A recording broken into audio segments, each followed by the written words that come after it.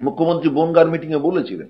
খুব দুর্ভাগ্যজনক যে বনগাঁর বিজেপি সাংসদ তিনি বলছেন যে না, না হয় আপনাদের দুই একবার ভোট দেবেন না, আর পরে আপনাদের নাম সিএ এর মাধ্যমে যাতে নাগরিকত্ব পায় আমরা দেখে নেব।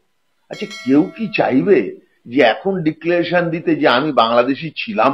আপনি যদি লিখিতভাবে বলেই দেন যে আমি বাংলাদেশি ছিলাম, তাহলে তো ইট ইজ প্রুভড, এটা তো প্রমাণিত আপনি বাংলাদেশি।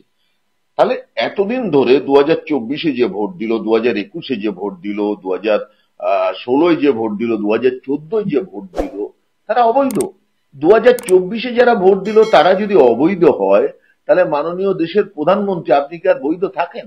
নিশ্চয়ই আপনি থাকেন না। তাহলে এরকম একটা সারা দেশব্যাপী করবার আগে আমার তো মনে হয় যে আপনার বা হোম সেক্রেটারি যারা আছেন তাদের পদত্যাগ করে চেয়ার ছেড়ে দিয়ে নির্বাচন কমিশনকে ফ্রি ল্যান্ড দেওয়া উচিত, যে না, আমরাও অবৈধ ভোটারের দ্বারা দেশের সরকার গড়েছি, এটার নীতি নৈতিকতার প্রশ্নে ঠিক নয়, আমরা এখানে রেজিগনেশন দিচ্ছি।